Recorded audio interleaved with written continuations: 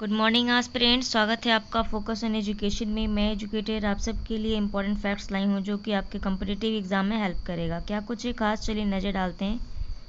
आज 10 अक्टूबर 2020 है। First point क्या है, MSME प्रेरणा किसके द्वारा लॉन्च किया गया। ये मैंने प्रीवियस वीडियो में आपको डिस्कस किया था। आज मैंने क्वेश्चन बना के आपसे पूछा है।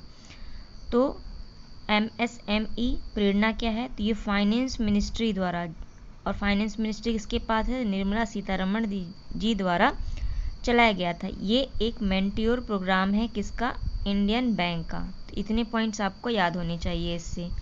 नेक्स्ट पॉइंट क्या है, ये है कस्तूरी कॉटन क्या है, या फिर आपके एग्जाम में पूछ सकता है कि कॉटन पहला ब्रांड और लोगो कॉटन का क्या है। तो आपको पता होना चाहिए, कस्तूरी नाम है उसका, ठीक है, कस्तूरी कॉटन ये लोगो भी है। और एक ब्रांड लॉन्च किया किसके द्वारा, टेक्सटाइल मिनिस्ट्री द्वारा। जो टेक्सटाइल मिनिस्ट्री किसके पास है, स्मृति ईरानी। स्मृति ईरानी जी के पास एक और मंत्रालय है, वो कौन सा है, वो है आपका वुमेन एंड चाइल्ड मिनिस्ट्री भी इन्हीं के पास है। और हाँ, ऐसा कस्तूरी कॉटन को लॉन्च करने का क्या मोटो था, तो अभी हमने 60 अक्टूबर 2020 में दूसरा वर्ल्ड कॉटन डे मनाया, ठीक है। और भारत जो है वो दूसरा प्रोड्यूसर है, मतलब सबसे ज़्यादा प्रोड्यूस जो होती है चाइना में होती है, उसके बाद दूसरे नंबर पे आपकी इंडिया में होती है। अगर कंज्यूमर बोले तो पहले नंबर पे इंडिया ही आता है, ठीक है। तो यानी इस्तेमाल करने के मामले में इंडिया पहले नंबर पे है।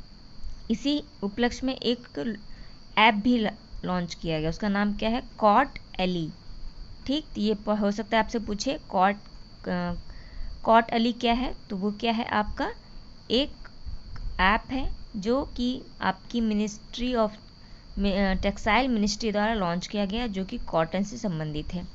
कॉटन जो है वो किस मिट्टी में ज़्यादा उगता है, तो वो आपकी काली मिट्टी में ये ज़्यादा उगता है, ठीक है। और इसे रेगून भी कहते हैं इस मिट्टी को। चलिए नेक्स्ट पॉइंट पर नज़र डालें, वो क्या है, राष्ट्रीय जल जीव गंगा डॉल्फिन दिवस कब मनाया गया, तो ये आपका 5 अक्टूबर को मनाया गया। ये हम 2010 से ही मनाते आ रहे हैं। 2010 से क्यों, क्योंकि 2010 में ही हमने जो नेशनल एक्वेटिक एनिमल है वो हमने डिक्लेयर किया। वो किसको किया, गंगा डॉल्फिन को। आपके एग्जाम में हो सकता है ऑप्शन दे गंगा डॉल्फिन, इरावदी डॉल्फिन। तो इरावदी काफ़ी आप न्यूज़ में सुने हो, तो इरावदी डॉल्फिन को मत कीजिएगा, गंगा डॉल्फिन को कीजिएगा। आपकी नेशनल यानी राष्ट्रीय जल जीव है, ठीक है, इसलिए इस दिन मनाया जाता है। और इसी दिन जो है, क्यों, क्योंकि हमने देखा ना कि इसको हमने 5 अक्टूबर 2010 को हमने राष्ट्रीय जल जीव का दर्जा दिया, इसलिए हम मनाते आ रहे हैं। अगर और पूछा जाए कि अभी हमने क्या 15 अगस्त में हमारे नरेंद्र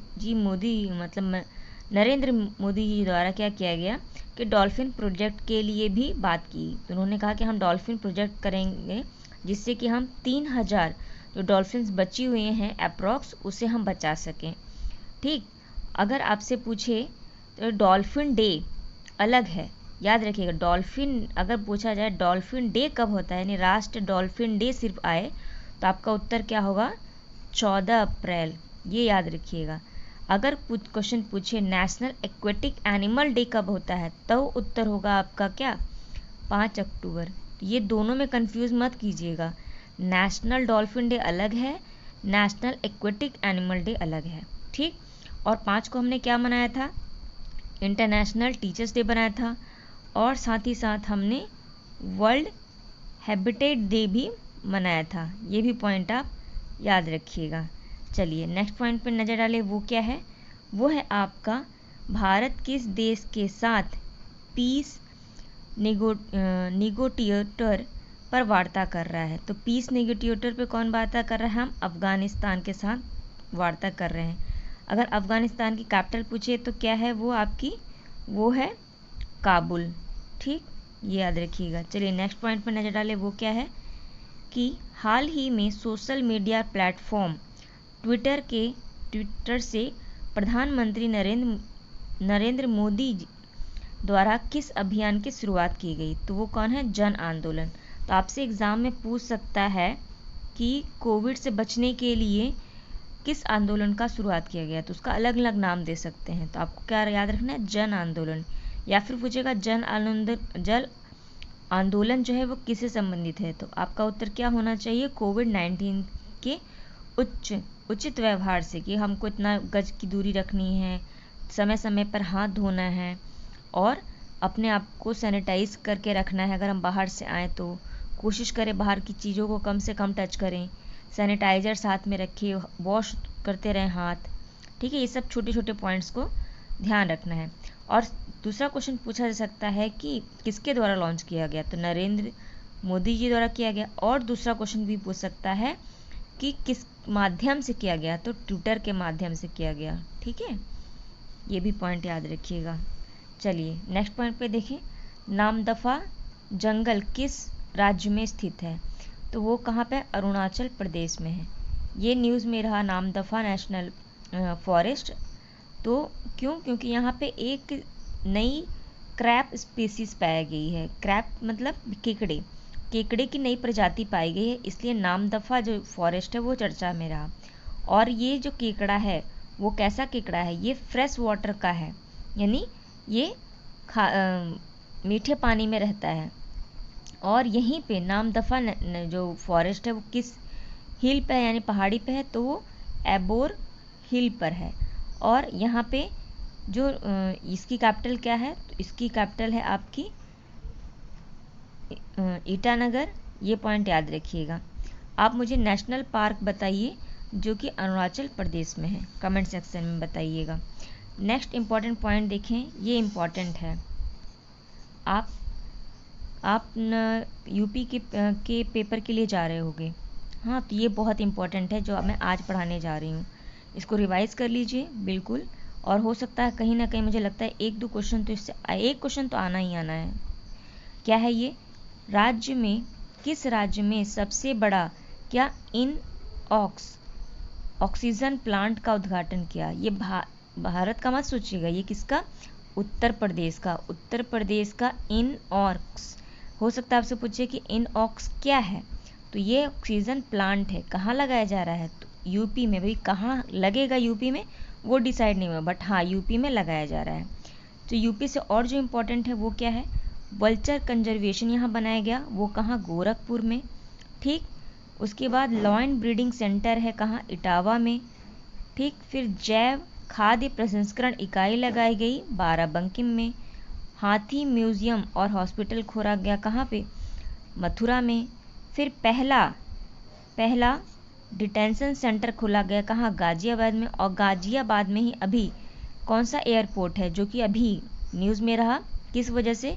कि हमने अपना 88 वायुसेना दिवस मनाया। वो कौन है? हिंडन एयरपोर्ट। तो ये पॉइंट याद रखिएगा। नेक्स्ट है फिल्म सिटी की बात की। कहाँ पे? गौतम नगर में। और टेक्सटाइल पार्क लगेगा बरेली में। ट्रांसजेंडर यूनिवर्सिटी खोली जा रही है कुशीनगर में। और अगर पूछा जाए ट्रांसजेंडर की आबादी में कौन सा राज्य जो है सबसे टॉप पर है, तो वो भी कौन है आपका? वो भी यूपी है। चलिए नेक्स्ट पॉइंट पर नज़र डालें। वो क्या है? वो है आपका प्रसार भारतीय ने भारतीय कृषि के प्रौद्योगिकी और नवाचार को प्रसारित करने के लिए किसके साथ समझौता ज्ञापन के हस्ताक्षर किया है? तो किसके साथ किया? IFFCO के साथ हाथ मिलाया है। ये वन लाइनर फैक्ट्स हैं। नेक्स्ट है UGC ने देश के कितने विश्वविद्यालय को फर्जी घोषित किया? तो 24 ऐसे विश्वविद्यालय थे जिन्हें कि फर्जी घोषित किया। अगर पूछा जाए सबसे ज़्यादा फर्जी जो विश्वविद्यालय है कहाँ पर पाए गए, तो वो यूपी में 8 और उसके बाद फिर दिल्ली में। तो ये भी जो डाटा है वो याद रखिएगा। नेक्स्ट पॉइंट क्या है हमारे लिए? वो है बांग्लादेश के साथ संबंधों को बढ़ावा देने के लिए किसने ढाका में अपना वैश्विक वाणिज्य सेवा कार्यालय खोला है? तो कौन है आपका? अमेरिका। अमेरिका में भी चुनाव होने वाला है नवंबर में, तो अभी बहुत सारी न्यूज़ मिल रही है देखने को। चलिए नेक्स्ट पॉइंट पे देखें, वो क्या है, वो है मास्क की कीमत सीमित करने वाला भारत का पहला कौन सा राज्य बन गया। तो ये फर्स्ट राज्य बन गया जिसने कि मास्क की कीमत को हमने कम से कम रखा है, तो वो कौन है, महाराष्ट्र है। ये पॉइंट याद रखिएगा। और इम्पोर्टेंट क्या है महाराष्ट्र से, कि महाराष्ट्र ऐसा पहला राज्य है जिसने कि मुफ्त बीमा योजना शुरू की थी। नेक्स्ट पॉइंट क्या है कि किस देश के नए प्रधानमंत्री, इनका नाम क्या है, सडीर जपरो को चुना गया। तो वो कहाँ के हैं, किर्गिस्तान के हैं। हमने अभी प्रीवियस वीडियो में पढ़ा था किर्गिस्तान के बारे में। आज मैं इसी को मैप के थ्रू फिर से समझाऊंगी, आई होप, क्योंकि मुझे ऐसा लगता है कि इससे कहीं ना कहीं क्वेश्चन आएंगे आपकी यूपीपीसीएस में, जो 11 को पेपर हो रहा था। बहुत ध्यान से देखिएगा और इसको याद कर लीजिएगा, ठीक है। ये किसकी प्लेस पर आए हैं, तो वो आए हैं कि कुबत बे बोरिनोव की जगह ये आए हैं। चलिए अब हम देखते हैं मैप, ठीक है। चलिए ये है आपका सेंट्रल एशिया का मैप। किसका मैप, सेंट्रल एशिया का मैप। आप भी मैप को ड्रॉ कर लिया करिए, इससे याद करने में बहुत आसानी होती है। सेंट्रल एशिया में कितनी कंट्रीज आती हैं अगर पूछा जाए तो पूरी 5 कंट्री आती हैं। तो ये जो अंदर है ना, यही है पूरी सेंट्रल एशिया। इसमें कौन कौन आ रहा है आपका, कजाकिस्तान, ठीक, उज्बेकिस्तान, तुर्कमेनिस्तान, फिर किर्गिस्तान और तजाकिस्तान, ठीक है। ये सब जो स्थान वाले हैं वो हैं। और इनकी बाउंड्री देखिए रशिया से शेयर हो रही है, ठीक है।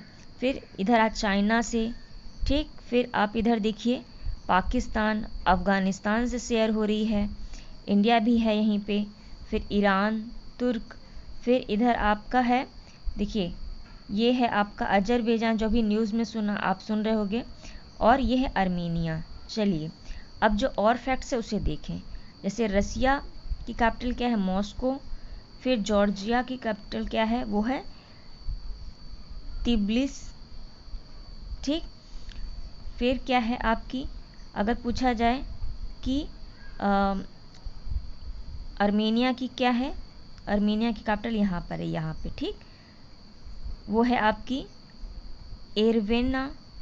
फिर अजरबैजान की बाकू कहाँ पे, कैस्पियन जो सागर है उसके बॉर्डर पे है बिल्कुल इसकी कैपिटल। तो हो सकता है आपसे पूछे कि कैस्पियन सी के कौन सा ऐसा जितने देश हैं उनमें से कौन सा, किसकी जो सीमा है, किसके कैपिटल की सीमा जो है वो बॉर्डर पे लगती है, तो क्या है आपकी अजरबैजान। और ये भी क्वेश्चन पूछा जाता है अजरबैजान में कौन कौन सी कंट्रियां हैं, तो देखिए ये है रशिया, ठीक है, जिसकी बॉर्डर लग रही है। फिर आपका कौन सा लग रहा है, ये है आपकी अजरबैजान, ठीक, तुर्की, ठीक है, और कजाकिस्तान, ठीक। तो ये इतनी कंट्री इसके साथ वाटर बॉडी जो है वो शेयर करती हैं। और हाँ ईरान, सॉरी ईरान तो छोड़ ही दिया मैंने, ईरान ये भी वाटर बॉडी शेयर करती है। अब हम देखते हैं इनकी कैपिटल्स को, ठीक है। जैसे इन लेक को देखें, कैस्पियन जो सी है, इसी तरह एरल सी है, एरल सी भी बिल्कुल ख़त्म हो गई, मतलब लुप्त होने के गार पर आ गई, क्योंकि बहुत ज़्यादा पॉल्यूटेड हो गई है ये।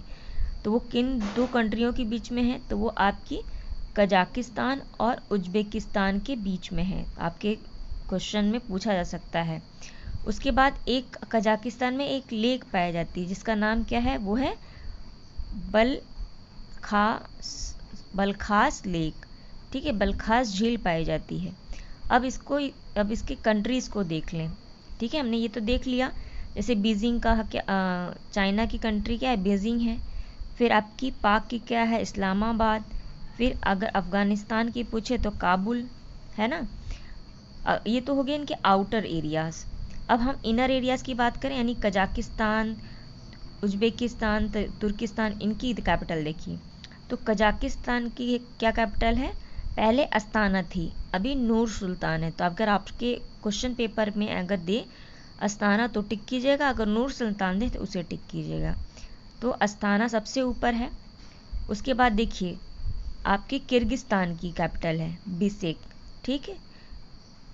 अगर नॉर्थ से साउथ मैंने कहा था ना आपको अरेंज करने के लिए दे सकता है, तो पहले नूर सुल्तान, फिर क्या है बिशकेक, फिर क्या है आपकी उज्बेकिस्तान की कैपिटल क्या है ताशकेंद, ठीक है। और ताशकेंद में क्या हुआ था, हमारे जब जो लाल बहादुर शास्त्री जी जब यहाँ गए थे तो यहीं पे इनकी मृत्यु भी हो गई थी, हमने आपको बताया था।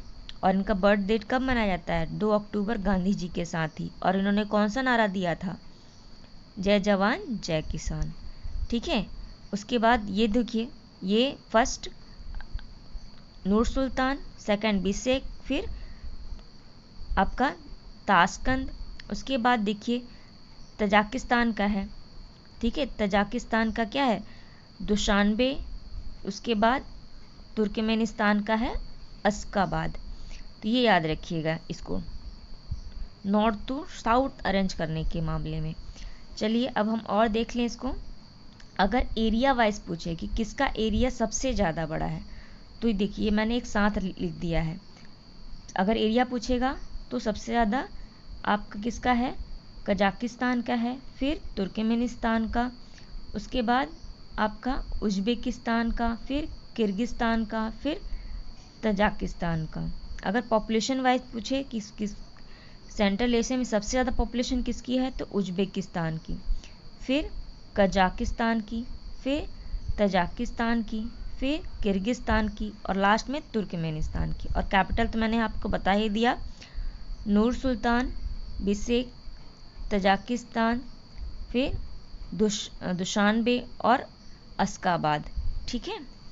और क्या पॉइंट है कि ये जो सेंट्रल एशिया में उज्बेकिस्तान और तजाकिस्तान है, ये डबल लैंडलॉक है। लैंडलॉक कंट्री क्या होती है कि उसके वाटर बॉडी के साथ उनका कनेक्शन नहीं होता। मेन वाटर बॉडी छोटी छोटी तो बहुत हर देश में आपको कुछ ना कुछ मिल जाएगा, लेकिन मेन जैसे ओशंस होते हैं ना, ओशंस में उनका सीमा जो नहीं लगती, ठीक है। तो उस तरह अगर हम देखते हैं तो ये उज्बेकिस्तान की, ठीक है, उज्बेकिस्तान की जो सीमा है वो वाटर बॉडी से नहीं लगती। और ऐसे तो इन सब के नहीं लगती, ये सारे लैंड लॉक कंट्रीज़ हैं, लेकिन अगर डबल लैंड लॉक बोले तो वो आपकी उज्बेकिस्तान और तजाकिस्तान की है। और दूसरा क्वेश्चन आ सकता है कि आपकी एससीओ की भी मीटिंग हो रही है। एससीओ भी बहुत न्यूज़ में है। एससीओ की गठन 2001 में हुई थी। इसकी कैपिटल चाइना की बीजिंग में है। इसमें 8 मेंबर है।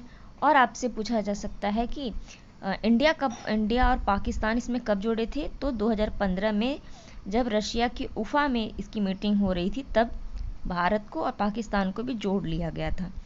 और दूसरा क्वेश्चन क्या पूछ सकता है कि एससीओ में सेंट्रल एशिया की कौन सी कंट्री नहीं है, तो तुर्कमेनिस्तान को छोड़ के बाकी सब है, यानी आपकी कजाकिस्तान भी है, ठीक है, उज्बेकिस्तान, किर्गिस्तान और तजाकिस्तान भी। और कौन कौन है, एक ये तो हो गए यहीं से 4, फिर चाइना, ठीक, रशिया, चाइना हो गया 5वां, रशिया हो गया 6ठा, फिर इंडिया और पाकिस्तान हो गए 8 ना आपके। और अभी अगर 16 में पूछा जाए तो कहाँ पे हुई थी, 19वां तो बिशकेक में हुई थी और अभी रशिया में हो रही है। अब अगर पूछे कि उज्बेकिस्तान, जैसे मैंने अभी बताया, उज्बेकिस्तान की कैपिटल क्या है, ताशकंद है, जहाँ पे हमारे लाल बहादुर शास्त्री जी का क्या हुआ था, निधन हो गए थे वो वहाँ पे। और जब इस बार हम सूरज कुंड मेला जब हम मना रहे थे, तो हमने उज्बेकिस्तान को फोकस कंट्री रखा था, ठीक है। और उज्बेकिस्तान में ही अभी पटेल स्ट्रेट भी खोली गई है।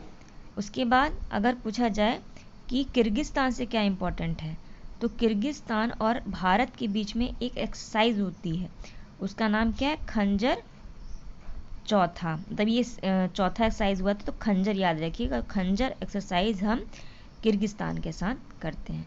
ये कुछ पॉइंट थे। आई होप आपको ये वीडियो पसंद आएगा।